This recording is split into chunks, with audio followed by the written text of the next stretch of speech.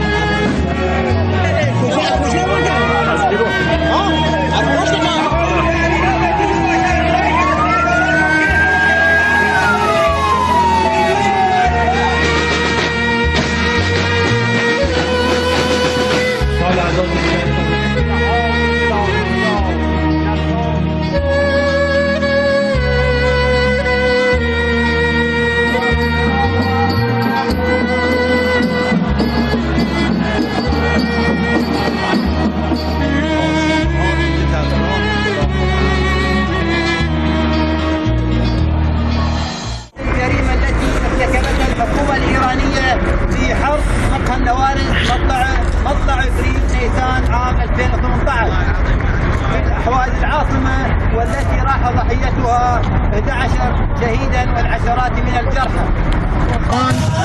ولا سيما ضد شعبنا العربي الحوادث العريق شتى صنوف القمع والتنكيل والاضطهاد العرقي طيلة ال9 عقود الماضية.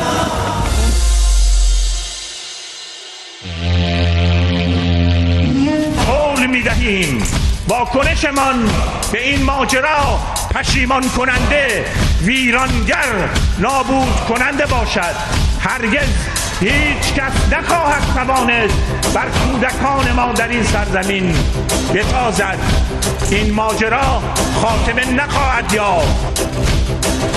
عملیات موشکی ثروت محرم جا می‌گردد. نام عملیات ثروت محرم مکان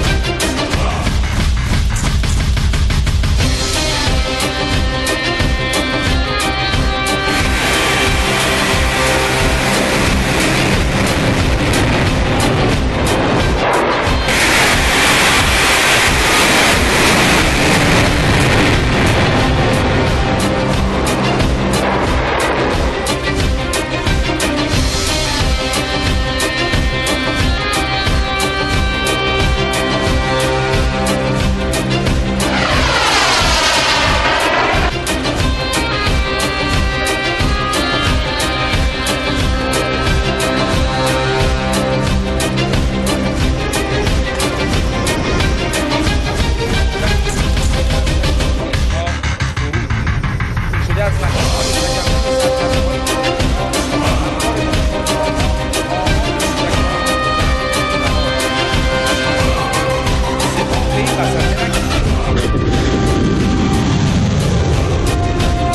اونها از فشنگ استفاده کردن، ما با موشک جواب شدیم.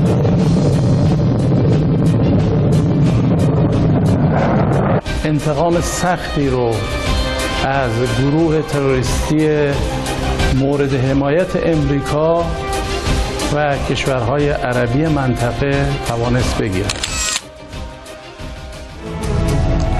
Muchísimas gracias al equipo de Detrás de la Razón, muchísimas gracias a usted. Como siempre, le agradecemos en todo el planeta que nos esté observando por YouTube, por Facebook, por Twitter. Gracias.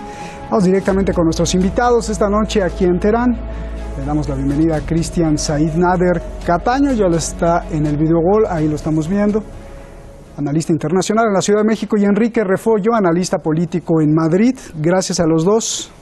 Buenas noches, les repito. Enrique, comienzo contigo. La primera pregunta, el lanzamiento de los misiles afirma el gobierno de Irán, es un duro mensaje para Estados Unidos, Israel, la monarquía de Arabia Saudí y la arrogancia. Yo te pregunto, ¿cuál es el mensaje y cómo lo tomarán Estados Unidos e Israel?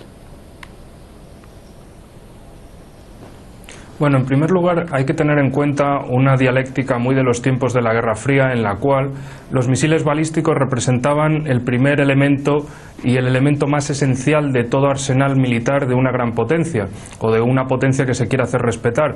¿Por qué? Los misiles representan una capacidad destructiva sin igual, alcance, velocidad.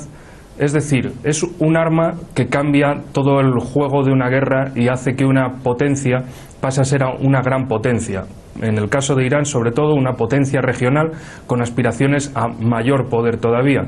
Es decir, la demostración de que tienen misiles, que saben manejarlos, que funcionan, que alcanzan y destruyen objetivos, en este caso, como represalia por un ataque terrorista en suelo iraní, es la mayor demostración de que tienen ese poder que representa el nivel de una gran potencia, de una potencia a tener en cuenta en el mundo, y por eso son tan importantes los misiles ahora como en la época de la Guerra Fría.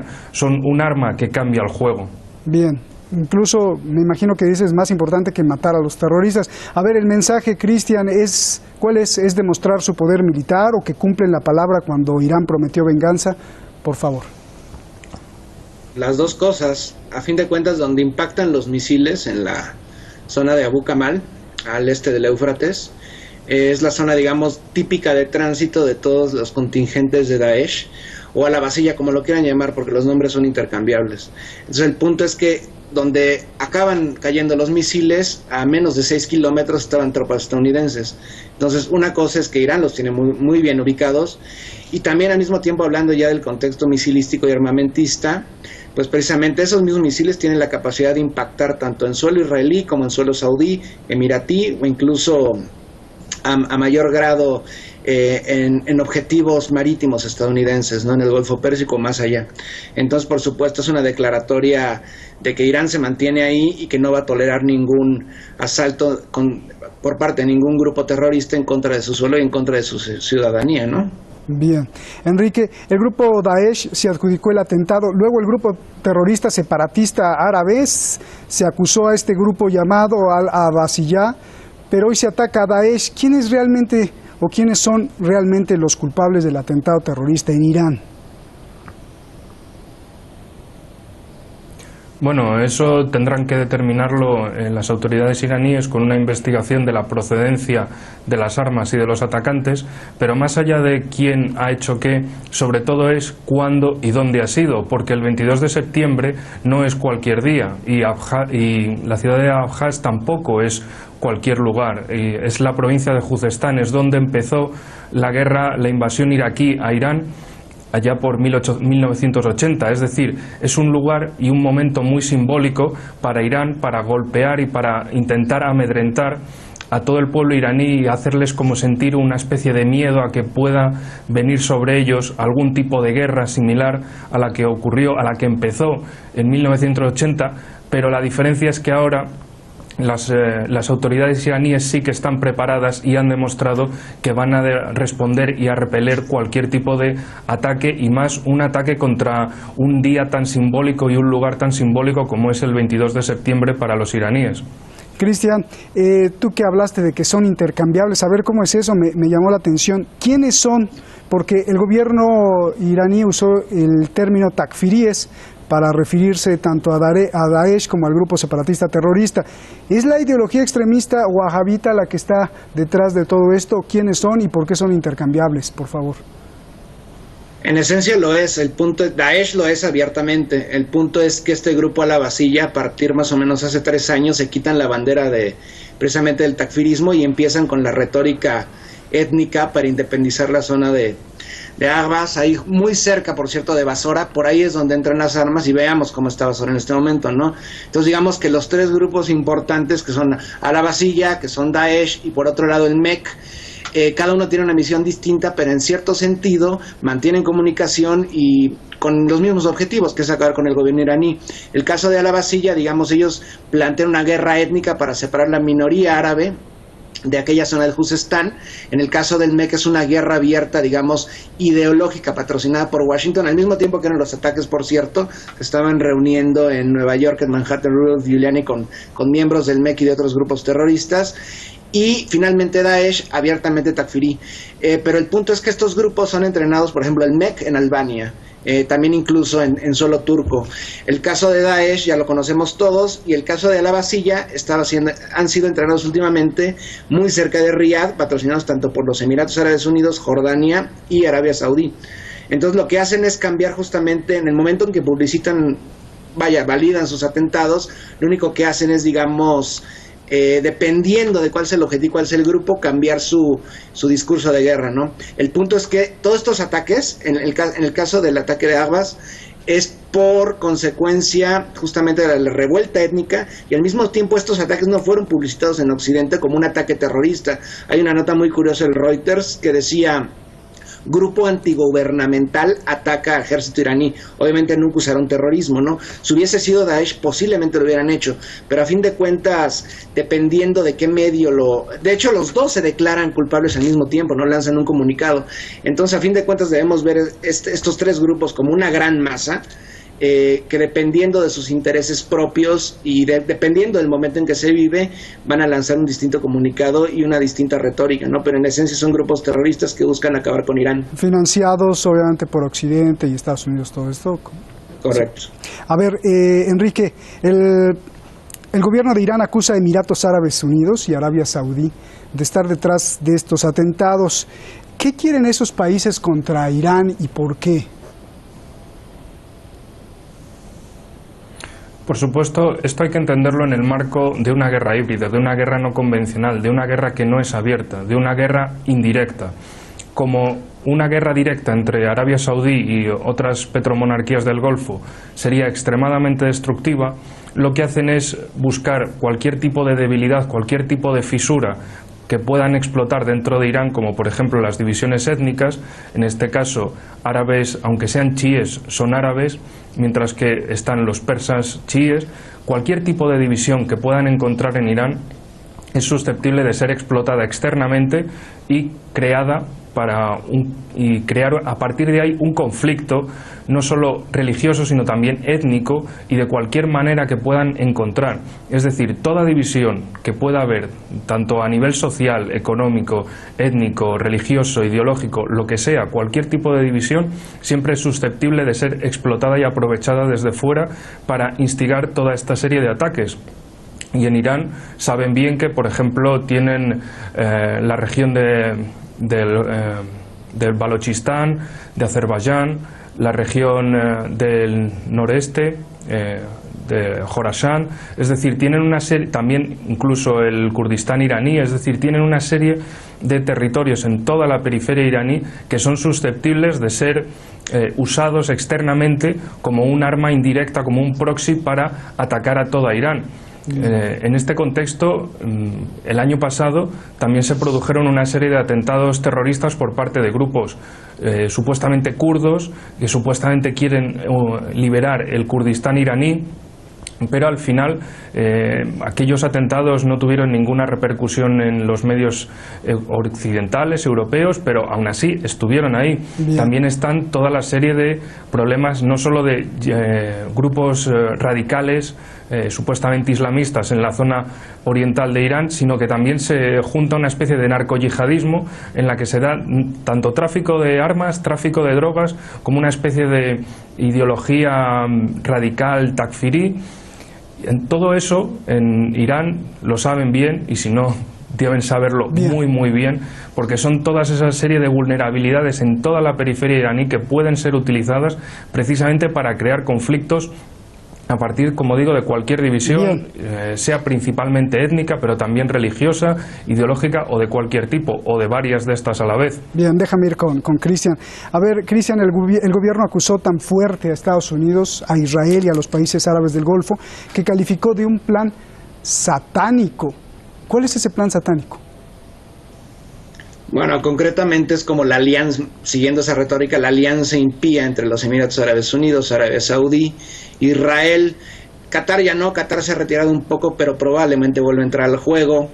y Estados Unidos, por supuesto, ¿no? Digamos, todos estos países están alineados precisamente para acabar con Irán y con la resistencia que pueda tener el gobierno iraní ante cualquier ataque de estas potencias, ¿no? Por ejemplo, concretamente el grupo MEK, los mujahidines del pueblo, que prácticamente, precisamente hablando de la conmemoración del inicio de la guerra más bien de la agresión de Irak a Irán, podemos ver cómo el MEK a partir de ese momento, a comienzos de los 80, se vincula mucho al gobierno de Saddam Hussein, contando que eran iraníes y contando que eran chiíes, y precisamente empiezan a partir de ese momento a servir a Estados Unidos. Posteriormente, con la caída de Saddam, ellos son los encargados de matar a todos los científicos iraníes que podían, digamos, dar un avance al gobierno iraní en el contexto misilístico e incluso nuclear, ¿no? Entonces, pues hay una conflagración por parte de estos 4 países. De Emiratos Árabes Unidos, digamos, es raro. En parte se agrega esto porque las sanciones que vienen de Estados Unidos lo van a hacer sufrir bastante al gobierno emiratí. Entonces sí hay una, digamos, una orquesta a nivel regional por parte de estos entes, las petromonarquías del Golfo y al mismo tiempo el ente sionista, para acabar con Irán y al mismo tiempo cambiar de régimen y posiblemente poner un estado títere, ¿no? Ya lo dijo Rudolph Giuliani precisamente en el mismo día que se hizo el atentado terrorista en Irán en los últimos días. Había una especie de reunión en Manhattan donde Rudolph Giuliani dijo que Irán va a caer. Puede pasar un año, pueden pasar en varios meses o semanas, pero tarde o temprano van a caer. Y precisamente al mismo tiempo de la conflagración que hay en este momento en suelo sirio, y también lo que buscan es arrastrar Irán en suelo yemení, tenemos la agresión constante al sur de Irán, en Shatt al-Araf, en la frontera con el mundo árabe, un nuevo intento precisamente de balcanización del país. Ya lo dijo el compañero, no nada más en el Juzestán, también está digamos, en la zona kurda, en la zona azerí, en la zona baluque, digamos, más al este, pero esto puede repetirse en otras latitudes de Irán, precisamente aprovechándose de las minorías iranias, turcomanas, árabes, etcétera. Bien. Enrique, permíteme el siguiente silogismo.